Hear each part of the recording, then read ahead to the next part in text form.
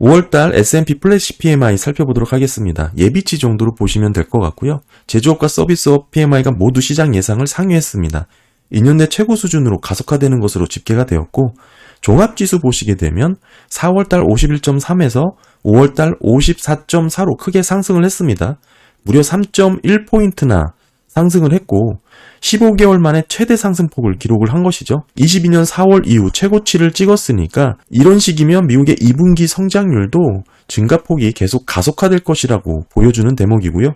여기에 제조업까지 다시 돌아서는 모습이 나왔습니다. 생산량이 4개월 연속 증가하는 것으로 나왔고, 다만 생산 증가폭이 연초보다는 떨어졌지만 여전히 지난달보다는 증가한 것으로 나왔습니다.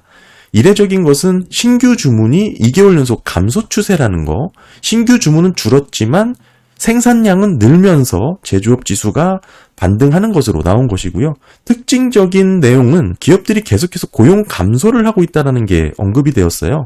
보통 제조업, 서비스업 PMI가 모두 좋은 모습을 보이면 고용이 상대적으로 강한 모습을 보이는데, 이번 5월달 데이터는 고용이 2개월 연속 감소하는 것으로 집계가 된 것입니다.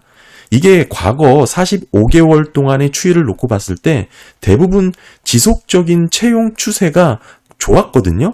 고용이 먼저 좋고 생산량이 늘면 이게 함께 가는 모습이 나왔는데, 이번에는 대조적인 모습이 나왔다. 좀 이례적인 모습이다 라고 언급을 좀 해드리고, 미래에 대한 생산 기대치가 떨어졌었거든요. 여기서 개선이 된 것이지만 아직까지 좀 시계열을 길게 보면 장기 평균을 하회하는 수준으로 볼 수가 있고, 여전히 높은 금리 수준에 대한 부담을 깔고 있다라고 봐야 되는 것이죠. 그럼에도 종합적인 측면에서 5월달 S&P PMI는 모두 상승하는 것으로 나왔습니다. 미국 경기가 상당히 강하다, 견조하다라고 보여주고 있는 것이죠.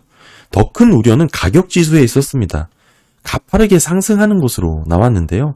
이게 모두 전월 대비 상승했음은 물론이고 주도한 게 원자재 가격과 인건비, 상당히 우려되는 부분이 모두 나왔습니다.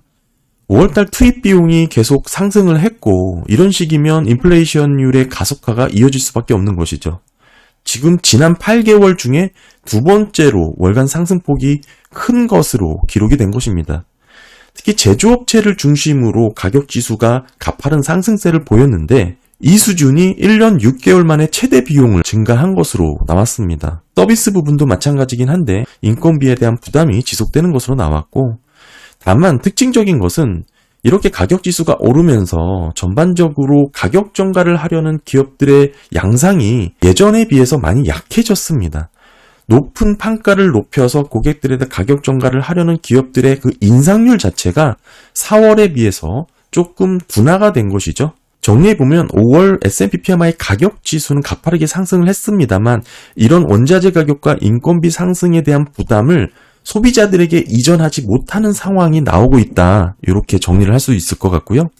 제조업 업황 중요하니까 이 부분만 특별히 좀 살펴보면, 제조업 PMI는 4월 50에서 5월 50.9로 소폭 상승을 했습니다. 제조업 업체들의 기업 환경이 전반적으로 소폭 개선됐다라고 볼 수가 있고, 물론 그럼에도 2월과 3월 높았던 수준에는 미치지 못했습니다만 반등을 했고요. 생산량이 늘면서 기여를 한 것으로 확인이 되고, 신규 주문은 저조했다라는 거 아까 말씀을 드렸죠.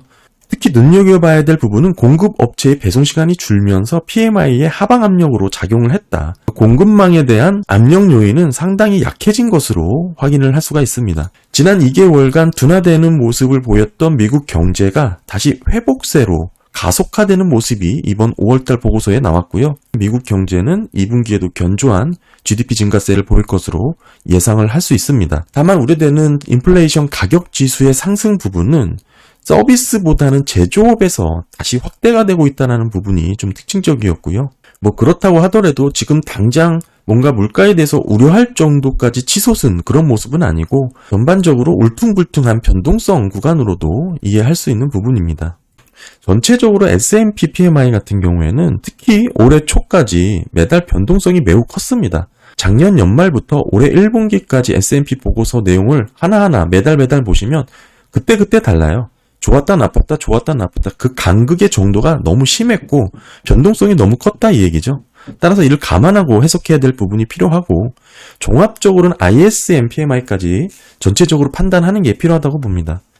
경제 회복이 어느 정도 가속화되는 것으로 나온 5월 보고서이긴 하지만 특징적으로 고용이 증가하지 않았다는 점이 상당히 이례적이었고, 전반적으로 인플레이션 우려가 언급이 되었지만 미국 경기의 소비 지출에 대한 여력이 약화되었다는 것도 감지할 수 있었습니다.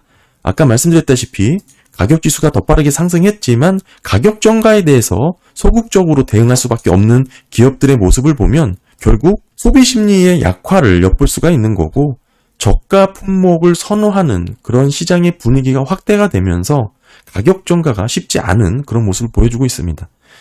결국 5월달 S&P PMI는 강한 경제 지표로 우리가 해석을 할 수 있지만 이게 본격적인 회복인지 일시적인 하락 국면에서의 반등인지는 5월 보고서만 보고는 판단하기 어렵다고 생각을 하고요. 그럼에도 시장에서는 어느 정도 인플레이션에 대한 우려를 걱정하기 시작했습니다.